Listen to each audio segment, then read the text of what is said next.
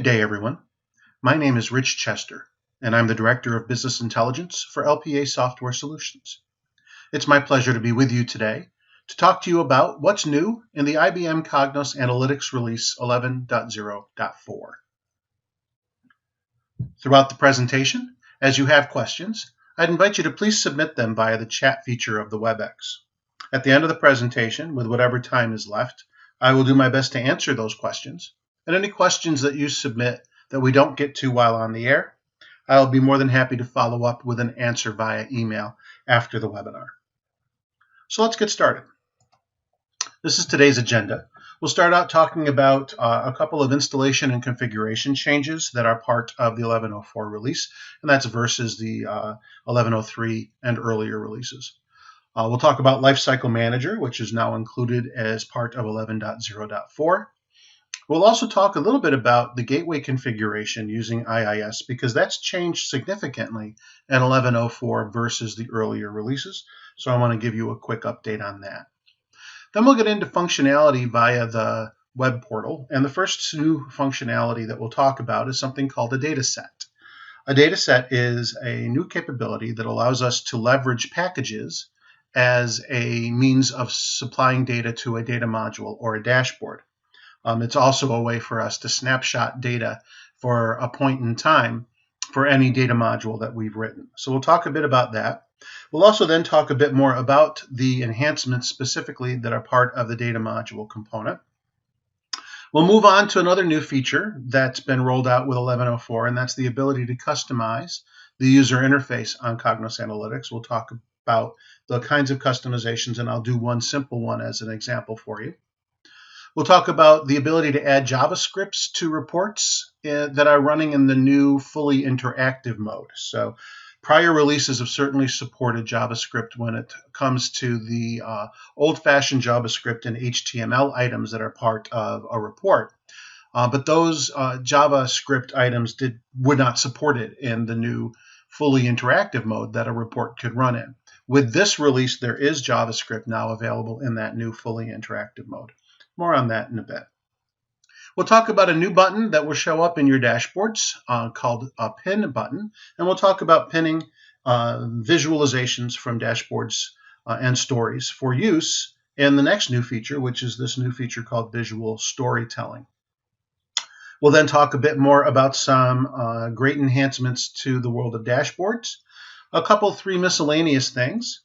We'll do a demonstration of a number of these things. Again, if time allows, there's a lot to get through, but I'm going to try to go fast and hope you'll forgive me if I talk too fast. Remember, these webinars are all recorded, and our webinars are available for free on our website, lpa.com, as well as on our YouTube channel. And then, like I said earlier, after the demos, we'll do questions and answers for as much time as we have left and as many questions as I can answer, and then the rest I'll follow up via email with you. I did just mention this, that we have recorded all of our webinars, and these are not just Cognos Analytics webinars or Cognos 10 webinars or even just BI webinars. We have them on predictive analytics, we have them on financial performance management, on data warehousing and information management, and they're all available on our website, lpa.com/resources. There's a few that I've done recently on Cognos Analytics. I've done a full hour on Cognos Analytics dashboards, another full hour on data modules, and recently did a What's New and 11.03. Since these releases come out every 8 to 10 weeks or thereabouts, there's almost always going to be a new What's New to 11.0x in our future. So all of those are available. They're all available without registration. You haven't got to fill in any information to go there. You go to resources, you click on the one you want. Also, you can go to YouTube and look for the LPA Software Solutions channel, and our webinars are also available there as well.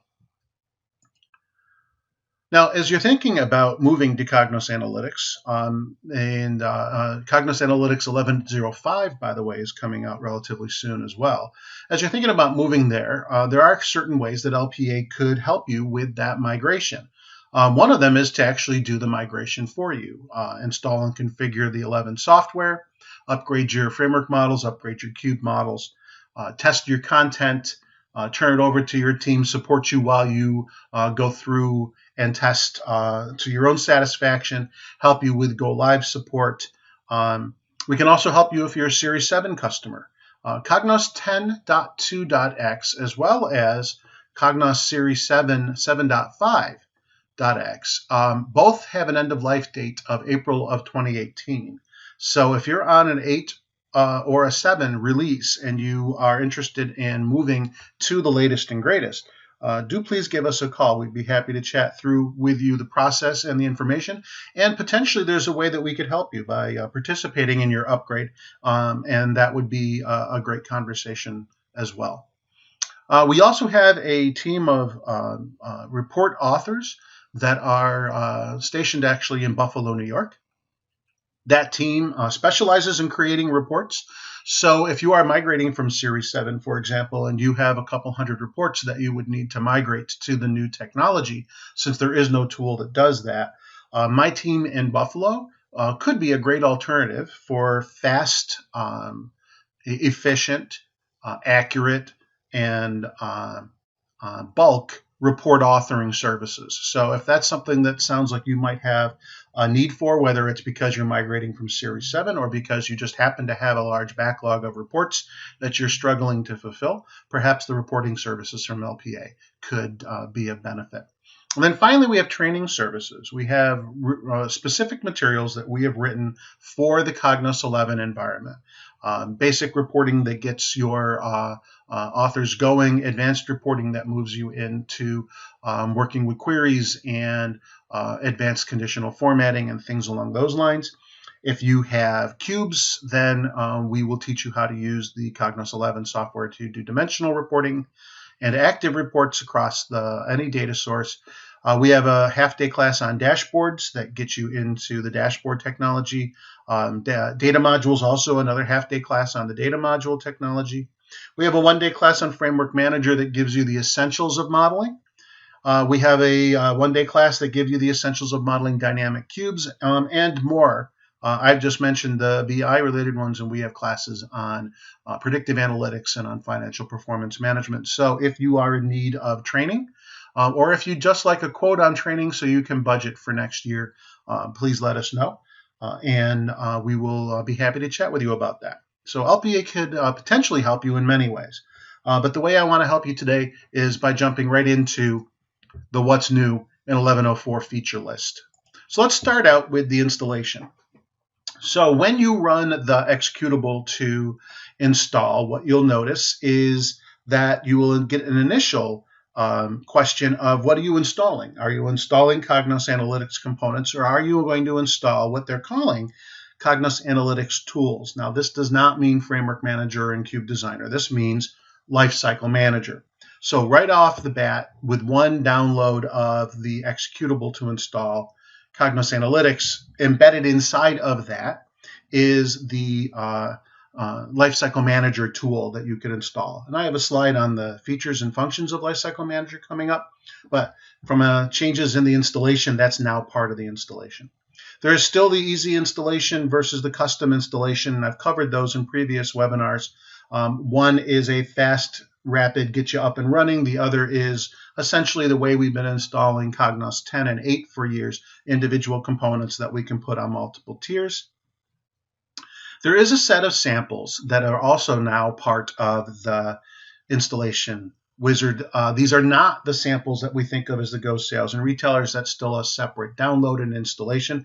These are samples that actually go along with the new features in 11 on like dashboards and data modules and uploaded files. And in addition, these samples are also part and parcel of the portal customization samples. So this includes the customization samples plus the content that they reference. And that's available for you to install as part of the installation wizard as well. So it's very much the same, plus samples and Lifecycle Manager are now both available. Now, speaking of Lifecycle Manager, You may not be aware of this tool. It's been around since Cognos 10 was introduced, and it's got two purposes. The first purpose is to allow you to configure it to point to your previous version and your new version, so two server configurations, if you will.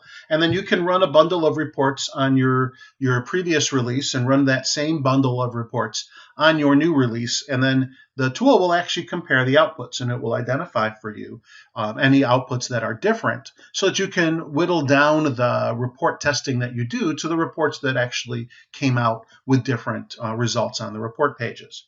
So a very useful tool, especially if you have a very large number of reports that you'd like to automatically test. So you install your new release, let's say it's 11.04, you migrate your content using whichever method makes the most sense, whether that's an export from your Cognos 10 environment, let's say, or whether that's a copy of the database. Whichever way, now you have the same content on both servers. So you can run on, let's say, your 10.2 server, a bundle of reports in a folder. You run that same bundle of reports on 11, and the tool will compare the outputs and identify for you anything that's different. The other reason that this tool exists is so that you can benchmark your reports. So you can run a report in compatible query mode. You can run the same report in dynamic query mode and thereby make a decision as to whether dynamic query mode will actually enhance your runtimes. So the tool is now a standalone WebSphere application. You can install it on your PC, you can install it on a server, but you then run the WebSphere Liberty profile in the background, you hit a URL, and it's a fully web-based interface now to interact with, as opposed to a Java interface that was installed as a standalone tool before. So that's Lifecycle Manager. It's available both on Windows and on Linux, the install kits, and could be a very big boon for you as you move from release to release. And this will work even from 11.03 to 11.04 in terms of where you can compare two sets of reports that have been run. Now, the gateway configuration with IIS in 11.04 is substantially different than it was in 11.03, and it makes a lot more use of the IIS server. In previous releases, and especially in Cognos 8 and 10, IIS was certainly a requirement to run your gateway, but the components of IIS that we used were very small. We created a virtual directory, and we created an application for CGI bin, and that was it. Now the instructions are different, and the use of IIS is actually far more embedded in the IIS world and a bit less, let's say, in the Cognos ISAPI world. So if you are upgrading from 11.03 and you did install the optional gateway and configured it with IIS, there are going to be some steps for you to take to delete your old configuration, not just from the IIS window, but actually delete some files that were created in your 11.03 folders. Since 11.04 is an overlay to 11.03, like all the 11 releases are, you're going to want to delete those explicitly after you install 11.04. There are documentation on how to configure IIS online. I've been working with the support organization recently because the online instructions for implementing single sign-on and for implementing load balancing were not correct. IBM was great in terms of working with me, and very, very quickly we got to the right configuration steps, and I'm told that they'll be publishing the updated documentation very soon. But in the meantime, if you are struggling with your installation of 11.04 and configuring your gateway, please reach out to me, and I will be happy to give you the instructions that the support team and I came up with to implement the gateway configuration, especially for single sign-on and for load balancing. So I talked a little bit about what data sets were. Let's jump in a little bit more heavily. So you use a data set to extract data based on the definition of a package or a data module. So for all intents and purposes, when you create a data set, you pick a data source as a package. Package could be dimensional, could be relational, could be dynamic query mode, could be compatible query mode. They're all supported. So both styles of data as well as both types of query modes. Or it could be a data module. But regardless of which one you pick, you then create what is essentially a list report. You don't actually open the full-on Report Studio reporting type interface. It's a simpler interface, but you get the package on the left. You have an empty list on the right. You drag, you drop. You save that definition, and then you can refresh the data that the definition describes. Refreshing it extracts the data, essentially creates the query that goes along with the list, runs that query, and takes the resulting data and stores it in your Cognos content store. And it stores it in a columnar format, an Apache Parquet format for those that like those details. And you now have a snapshot of that data per the list that you created. And you can now leverage that snapshot as the source for a dashboard or as part of a data module. And in the demo that I'll do in a bit, we'll create a data set and we'll use it as a portion of a data module, and then we'll create a dashboard from that data module. Now, once you've created the definition, you have to load the data. And then at that point, the data is static. So if you need this data to update periodically, you've got two choices. You could refresh this data by hand. You just go to the object, you save this and give it a name, and you go to that name, you go to the properties, and you say refresh. Or you can refresh the data on a schedule. So you add a schedule to a data set, and the schedule is specifically to describe how often the query is rerun and the data that's in the content store is replaced with new data. So you can do it either on a schedule or by hand. So a data set is a way for me now in 11-0-4 to leverage a package to source a dashboard or a data module, and that wasn't available before. Now, this is an interim step for leveraging packages and data modules and dashboards. The hope in 11-0-5 is, and this is what's on the slate, and this is what the product team is working toward, is that packages will be directly supported as a starting point for data modules in the 11-0-5 release. However, as you know, the contents of any release is a mystery and a question mark until the release hits the street. But this was meant as an interim step, but this is also a great way for you to build snapshots of data where you need a point in time.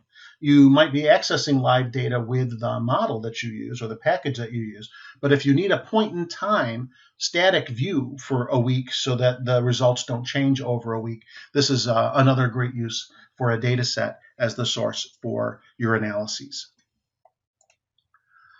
Data modules have been enhanced. This is the light modeling, web-based modeling tool that was part of 11 from the get-go.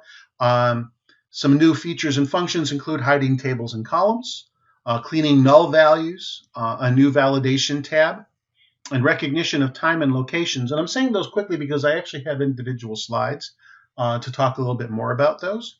I've already talked about the next one, which is you can source a data module from a data set. It turns out we now have an undo and a redo button, which is great because I was missing those in previous releases. And the other thing that happens with every release is the automatic detection of relationships, the automatic detection of data types, the automatic detection of intent. Those are always enhanced in every release, and certainly were enhanced as part of 11-0-4, but also specifically in the world of data modules, the relationship detection when you're using intent-based modeling was a focus for this release as well. Now, in terms of hiding or removing tables and columns, the notion here is that you are modeling. Let's say you're modeling with a data server that's pointed to your data warehouse, and maybe you've combined that with some uploaded files or even a data set. And there are columns that are part of the tables in your data warehouse or perhaps part of your uploaded file that you don't actually want visible in the model that you publish as a data module. So you have two choices. You've always been able to remove columns. That was in previous releases. In this release, they added the ability to hide a column. Now, what's nice about hiding a column is, let's take this scenario. Let's suppose that I've got two tables, and I've joined those on 3 columns, and they're all numeric columns that are surrogate keys. They're not meaningful, and you'd never want to put them on a report. They're just there to join. Well, before this release, you couldn't remove them from the model because they were used in the join.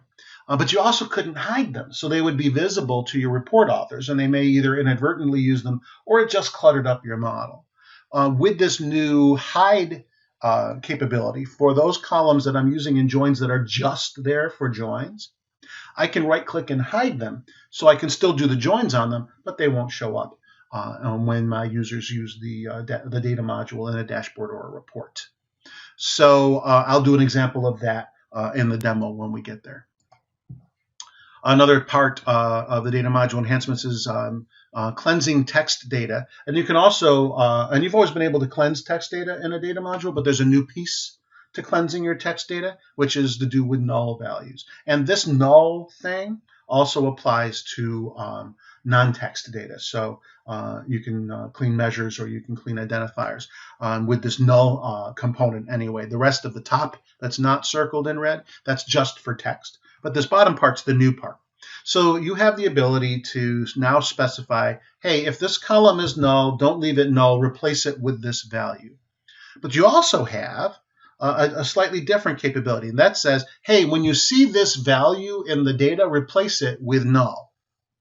So you've got both the if it's null, put in this number, like if it's a numeric column and it's null, put in a 0. If it's a date column and it's null, put in 11-1900. If it's a character column, put in NA, something like that. But you also have, hey, whenever you see the value NA, put in a null. So you have either or of those that you can do in terms of cleaning your data in addition to what was there in the previous release. In the bottom, in the data tray area, there's now a new button or a new tab in the data tray, and that in the data modules, that's for validating your data module. So there's a number of things that it looks for. Essentially, have you referenced things that aren't there? And there's 5 or 6 or 7 scenarios of how you might reference something that, if it's been removed, would break your data module, and this validate tab and button will detect that. There's other things it checks, like are your calculation formulas all correct as well. So there's a whole finite list of things it looks at. But the notion here is you've built your data module, you want to know that it is correct before you save it or before you release it for testing or for use. So you now have this validation tool. You click the validate button down there on the tab in the data tray. Anything that it finds an error with, it will give you a red exclamation point next to. You can then go ahead and correct it based on that until it validates cleanly. So that button is now available in the data module. And then finally, one more enhancement in a data module that I think is a really handy one, and that is recognition of geographic and time data. So heretofore, if I had data come in that represented countries or cities or zip codes or states, Cognos didn't treat it in the data module world or in the dashboard world as special or different. Similarly, if I had a date come in or a month come in or a time come in, it wasn't treated in any special way. So if I were, for example, creating a dashboard and I grabbed country and dropped it in and I grabbed revenue and dropped it in, it would actually give me a bar chart for revenue. And what it really should have done, what the automatic visualization probably should have been, was a map. So in this release now, in a data module, you can identify columns that represent either geographic location information or time information. And by doing so, you then can influence what happens when you drag and drop these columns into a dashboard or a story. And it will give you better visualizations automatically. So it's not only a way to document that these things are different, and you do get a different icon next to them when you do set these represents properties, but also the dashboard and the story world change their default behaviors when you drag them into visualizations. Mentioned earlier, now moving on to a new topic, that you can customize the user interface. The user interface is based on a technology called Glass. The different components, the different major components of the tool are called views, and those views would be home, which is what's depicted there on the screenshot, authoring, dashboard, and modeling. And as you see, there's a certain set of default colors that are used for the bars and the menu items. There's a certain default set of buttons that are available. There's a certain default set of functionality that's available. And all of these things can be changed or influenced by you by simply uploading some code through a new manage feature called configuration.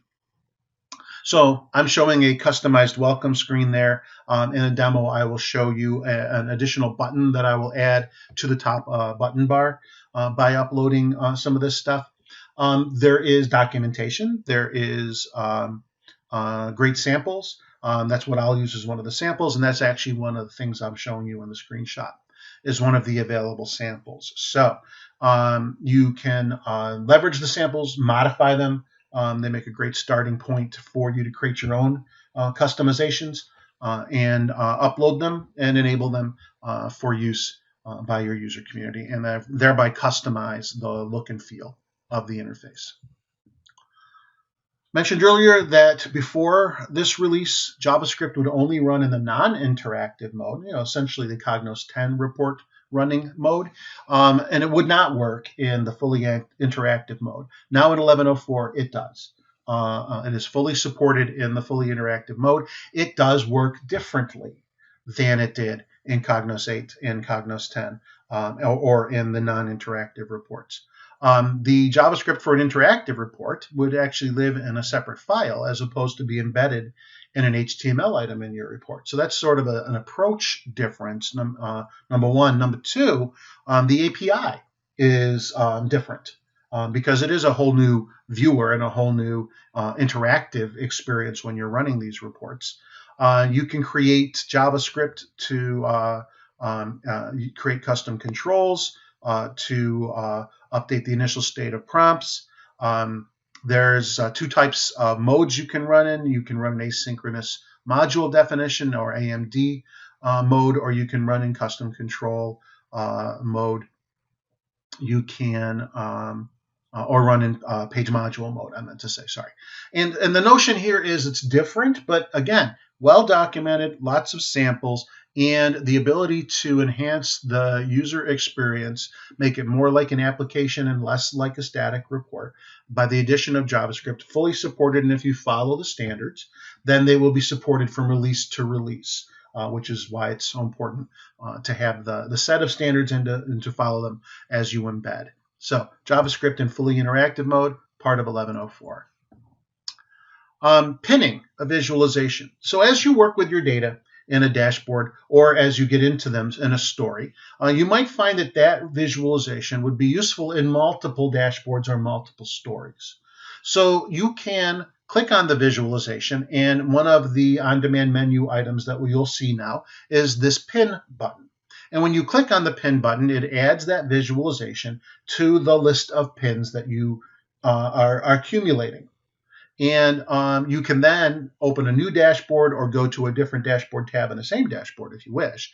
But you can open a new dashboard or open a new story or create a new story or edit an existing story, I'm trying to say. And then from your list of pinned visualizations, just drag that visualization onto that new view. So this is a way for you to reuse visualizations and to highlight visualizations that you want to reuse between dashboards and stories and in your Cognos Analytics world. Now, I've said visualization, and you pin your visualization, but it turns out you can also pin any text you create in a dashboard or a story, any media like a web page definition or a logo or an image, any shape that you've used from the clip art library. Those can also be pinned and added to your list of pins and then reused in dashboards.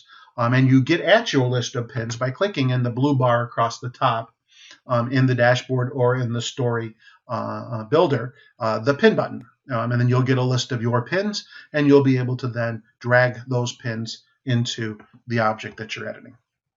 So that's the notion of pinning. Now, I've mentioned stories a couple of times already, and so let me just give you a quick gander at stories. So stories are based on dashboards. They actually are very, very similar in terms of how you initially get started, but the notion is that these are dashboards where you can then add animation. Now, I'm not talking about animation like spinning things in and out like in PowerPoint or something like that. I'm talking about timing when visualizations appear and disappear when you play back your story. So the idea of a story is I'm going to give a presentation. Your choices are to give a presentation using, let's say, PowerPoint with images and graphics and visualizations in it that are static, or using a story where you can control the timing of when visualizations appear and disappear.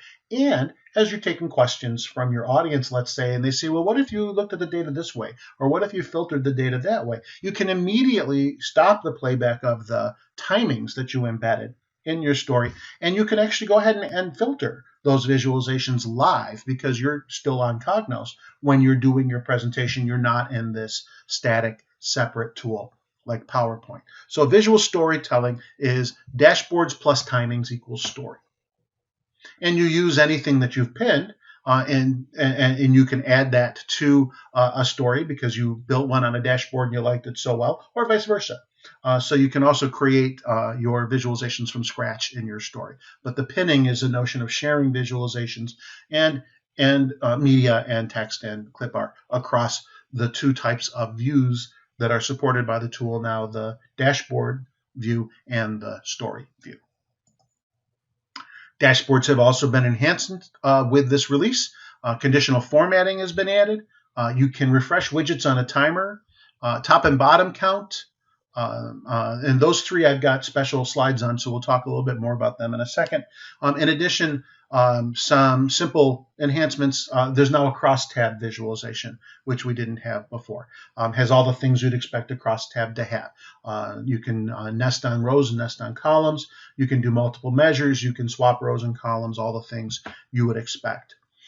I already talked about the smarter visualizations for time and geo type data, drag over a country and a revenue. You're not going to get a bar chart anymore. You're going to get a map.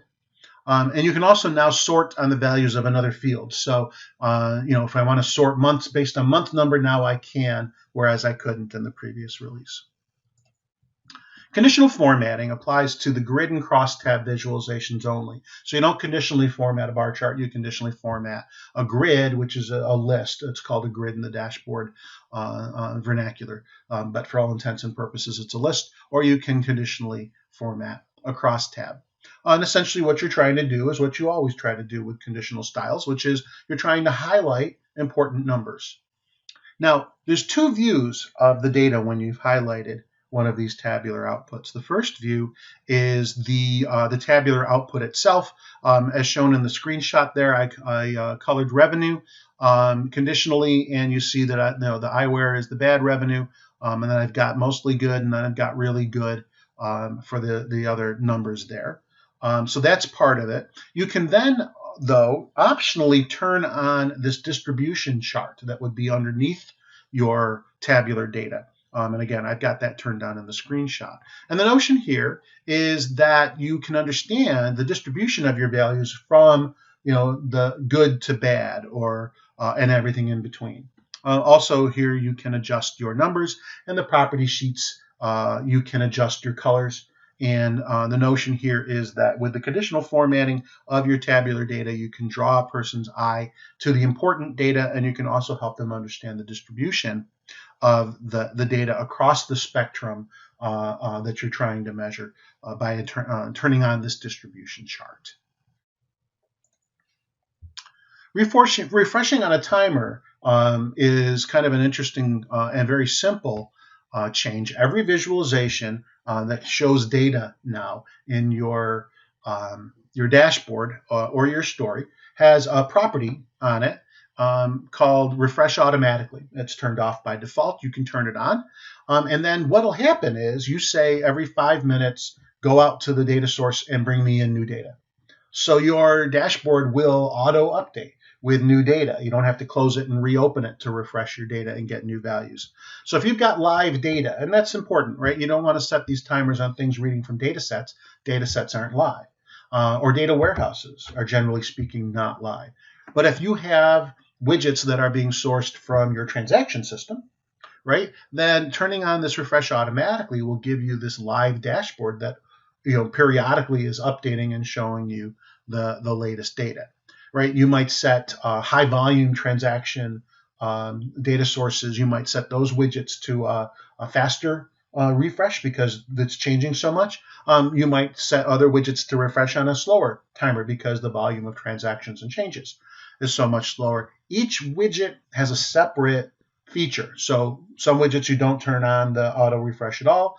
Others you turn them on and you set them for 10 minutes. Others you turn them on, you set them for 5 minutes. The lowest you can set is 5 seconds. I'm not sure you ever should. 5 seconds to refresh and go requery every time seems like an awful lot of requeries to me, but that's the lowest you can set is 5 seconds.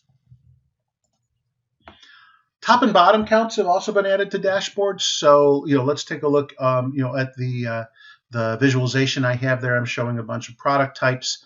I can click on the product type label. Up will come the on-demand toolbar, and that will give me a new button that is top or bottom count. I can do top 5 or 10, or or bottom 5 or 10 with that button. I don't get to pick 7 or 3 or 12. They're baked in with 5 and 10, as you see in the screenshot at the bottom there. Those are your 4 choices. But you add them to an axis, and it will update that axis for you. And you can even set a different measure than the one you're charting in the visualization to control the top or bottom if you wish. I'll do an example of that in the dashboard demo that I'm quickly trying to get to, which will come right after this one slide of miscellaneous things. So just a couple quick other things that are included in the release. Data lists were introduced in 11.03. They're part of the active report world. They're a locally rendered list that runs faster for large amounts of data than a standard list would in an active report, but they weren't particularly formattable in the initial release. In 11.03, they've put in a whole lot more formatting options for this new data list control, making them even more usable for your active reports. The interactive viewer was a little bit slow to open reports, I guess most people noticed. They're continuing to work on improving the open time for opening reports that are in fully interactive mode. They have enhanced that in this release. They've got some benchmarks of a few seconds faster to open and less memory being used when they're open. Drill-through definitions are now supported in fully interactive reports. They weren't in previous releases. So that's good news. If your source and target reports are both fully interactive, then the setting you put in your drill-through definition about whether or not to open a new window to display the target will be respected. However, if your source report is interactive but the target is not interactive, regardless of what you said in the drill-through definition dialog, it will always open in a new tab. And that's because the non-interactive reports are in a vastly different viewer than the interactive report. So there's no way to put the non-interactive report into the interactive viewer successfully on the fly like that. So 2 interactive reports linked by a drill-through, they both open up in the interactive viewer. Interactive linked to non-interactive. The non-interactive will always open in a new tab. And then finally, there's a way to do some more logging for troubleshooting. On the client side, you can enable some logging. It's available through the console in your browser, the logs. So you can set the preference to turn on logging. You can set the level of logging you wish, and then you can use the browser console to view that log and troubleshoot. So that's the description of all the enhancements. And now I'm going to get in and do a couple of demos of some of those new enhancements, and then I'm going to take some questions. So let me sign into my 11.04 environment. And the first thing I'm going to do is I'm going to upload a customization. So I'm going to go, nope, sorry, wrong one. I'm going to go to Manage, Customizations, and I'm going to extend the user interface. I'm going to put a button up on here that launches some reports for me. So I'm going to upload a file. This is one of the samples that was part of the installation. So I'm going to upload this zip file. I'm going to log off and log back on, and you're going to see that I have a new button at the top of the screen.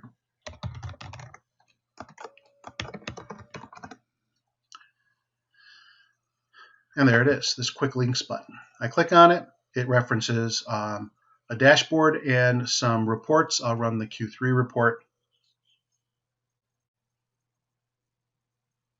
Okay, so that's a dashboard. That's a desktop enhancement, if you will, to the portal. It's a zip file. In the zip file, there's always a spec.json file. There is a language that you'll learn. There is interface components that you'll learn. There's ways to create a button that is a menu, then add items to that menu, and so on, right? And this is one of the samples, and there is documentation and samples for how you do this. But essentially, they're a zip file, which means I can use these on multiple installations if I want. The other thing that is interesting about the zip file upload is that if I've got one on a server and I want to download it, I can go to that same manage area and manage customizations and go to my extensions, and I can download that extension and modify it locally and then re-upload it if I wish. So extending the interface is about learning how to use that spec.json and accompanying components that you would reference in that spec to add to one or all of the views, and or change the theme being the colors here and here in your environment. So you've got themes, you've got extensions, and then you can reference your custom views by using this third tab. Not going to spend a lot more time on that now. I just wanted to show you a quick example of what I mean by customizing so that you could take a look. So that is customizing a view. I'm going to go ahead and close that report.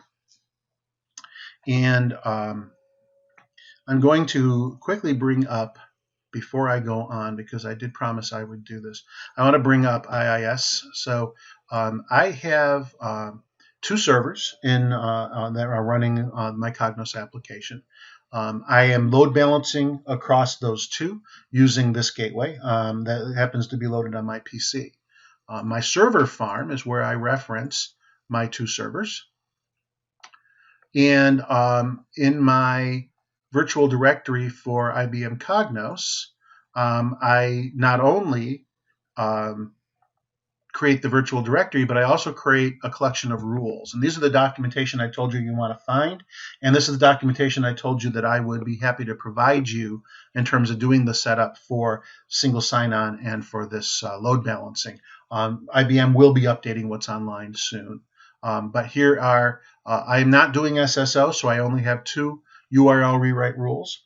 Very, very different than the rules that were in 1103, but very effective and if you are using the optional gateway, very useful information to have in terms of the configuration. Now, back to my demo, and I do apologize for rushing, but I do want to get to some questions, but I think that seeing some of these demos is also a good thing.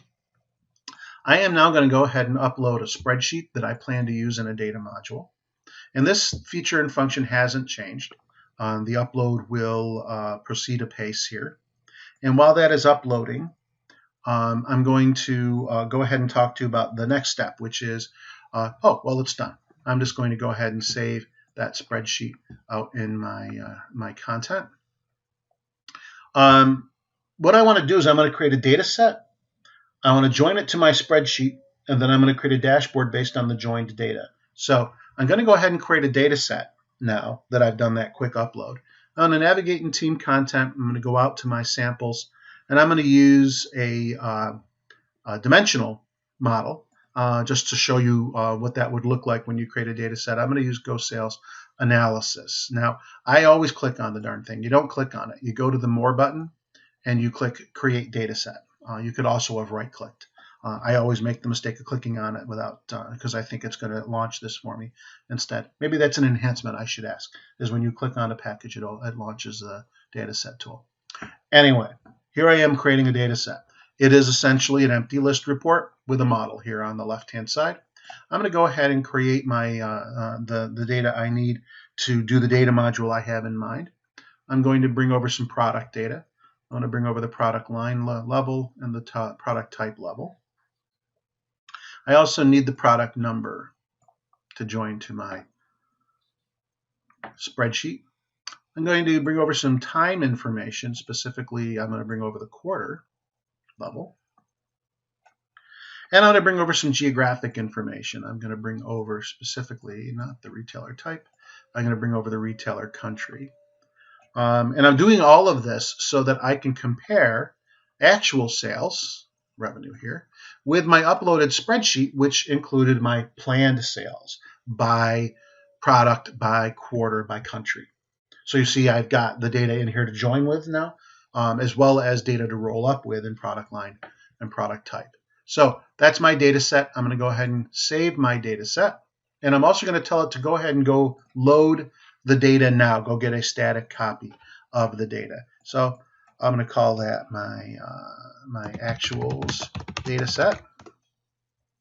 So it's saved the metadata in terms of the columns I described. It's now going out and it's reading the data and loading it into that columnar data format that I talked about. It has saved it in my folders like you just saw me do.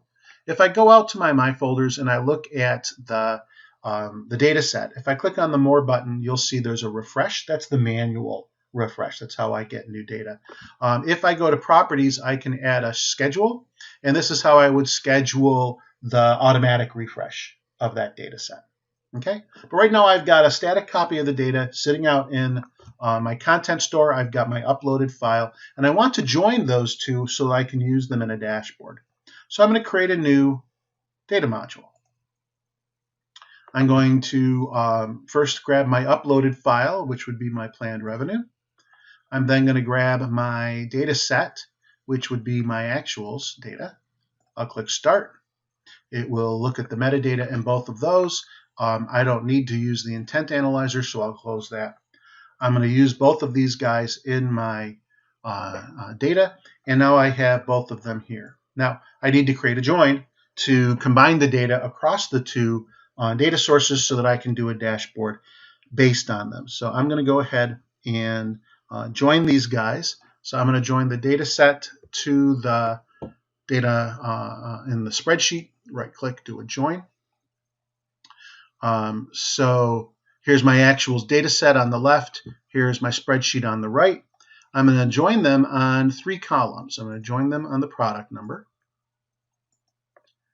I'm going to join them on the quarter. And I'm going to join them on the country.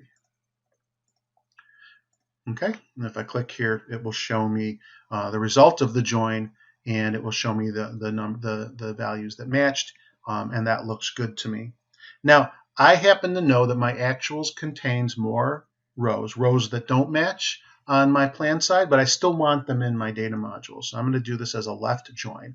I'm going to keep all of my data set rows and bring over the matching planned rows. I also happen to know that the data is related 1-to-1. I have 1 row for each unique combination of product, quarter, and country in both of my data sets. So it's a 1-to-1 type join. So I've done my join.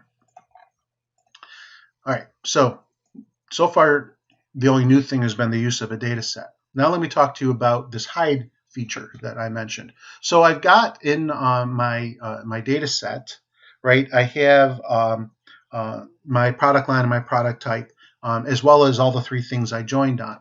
Over here, I also have in my spreadsheet, I also have those things I joined on. I don't need them twice in my data module. I need them to be part of the data module for the join, but I don't want them visible. I'm going to go ahead and right-click on each of those. In one of them, I'll pick the spreadsheet to hide them in. So I'm going to hide them here. So they're available for joining, but they won't be visible when I open this data module in my dashboard. So that's that hide feature I mentioned in my quick run through of the new stuff. Now, there is a country column here in both of these that I'm joining on, and you might notice that there's an icon next to it that's a new icon. That's the icon for geographic information. It also happened to notice that the quarter information was time-based and automatically detected that. Now, if it detected it and you don't agree, or if it didn't detect it and you want to turn it on, you just go to the property sheet for the column, and in the property sheet under represents is it geography or time, and then what sort of geography or time is it? Okay, so in this case, it matched it to country. You can see it's got continent and subcontinent and other things that you might be representing in a geo column. But you see, the intelligence built into the tool auto-recognized that that's what this was. Simple in this case because it was cleverly named country. But you see what I'm talking about in terms of the recognition. So just one more of those new things that I wanted to show you in the data modules. Down here in the tray area, I've brought up the validate part of the tray. I'm going to click validate. I don't expect it to find any issues. If it did, it would have given me red exclamation points over here. But at this point, my data module is ready for use in a dashboard. So I'm going to go ahead and use it in the dashboard. So let me go ahead and save it.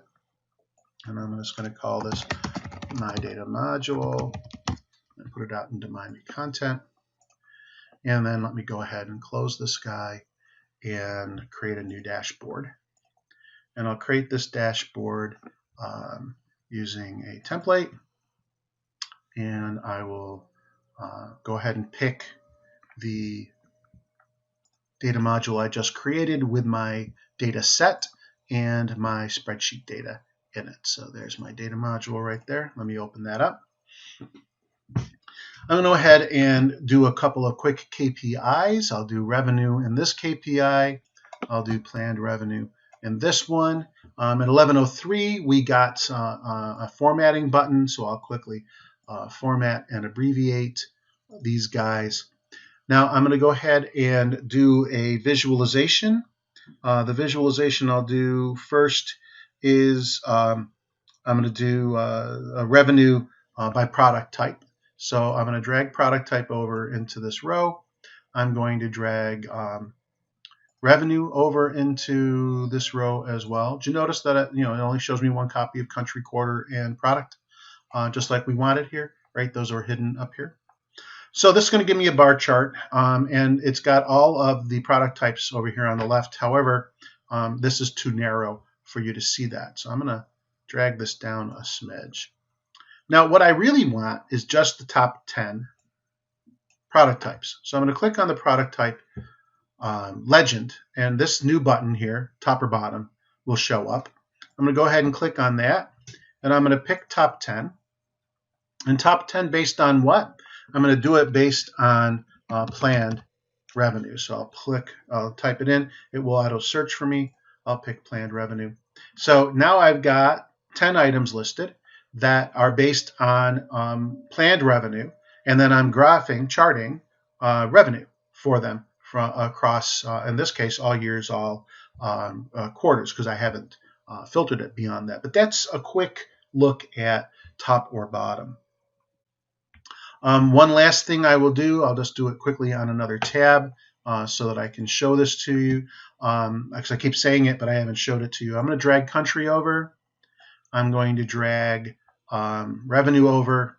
And instead of getting a bar chart like I would have in previous releases, because country is identified as geolocation data, I automatically get a map. So I have a better default visualization for my geo data than I did in the past with this release. Okay. All right. The only other thing I haven't shown you that I wanted to was pinning. So I'm going to go ahead and click on this visualization. I'm just going to click on the pin. Nothing special. I just get a notice that says, hey, it's been pinned.